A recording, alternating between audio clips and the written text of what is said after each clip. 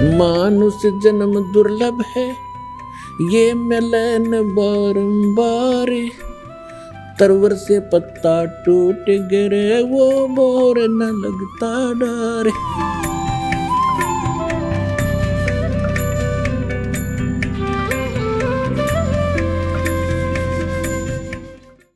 परम पिता परमात्मा पूर्ण ब्रह्म, सारी सृष्टि के रचनहार, कुल मालिक,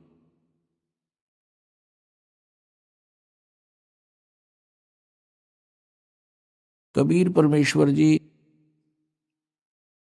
अपनी प्यारी आत्माओं को अपनी जानकारी देने के लिए स्वयं ही प्रकट होते हैं, यहाँ पर आते हैं।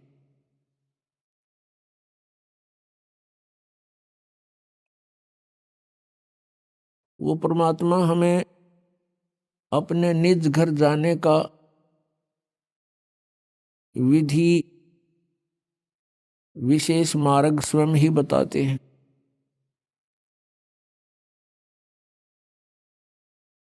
परमात्मा ने अध्यात्म ज्ञान को स्वयं ही यहाँ आकर के बताया है। कबीर देव जी ने उन्होंने बताया कि सबसे पहले आप जी का गुरु होना चाहिए, गुरु भी अधिकारी हो,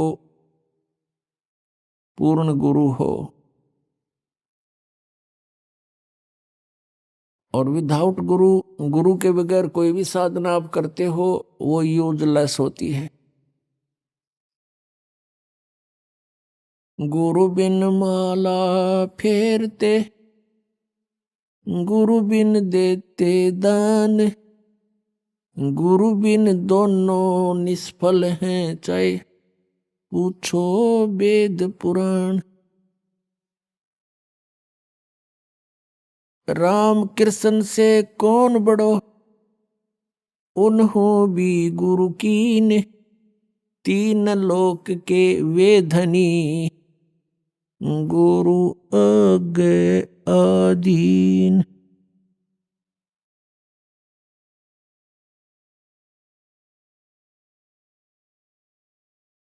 कबीर गर्भ योगेश्वर गुरु बिना, लाग्या हर की सेव, कहें कबीर बैकुंठ से, वो फेर दिया सुख देव। राजा जनक गुरु किए, फिर कीनी हर की सेव, कहें कबीर बैकुंठ में, चले गए सुखदेव।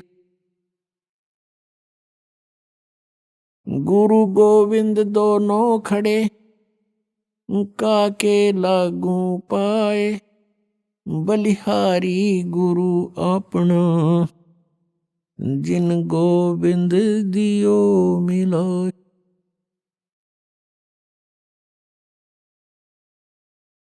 कबीर परमेश्वर जी स्वयं आकर के यथार्थ ज्ञान सुनाते हैं। वो बता रहे हैं कि गुरु के बिना यदि तुम साधना भी करते हो आपकी यूजलेस है, आपको इसका बहुत भयंकर पाप लगेगा, आपका जीवन व्यर्थ हो जाएगा।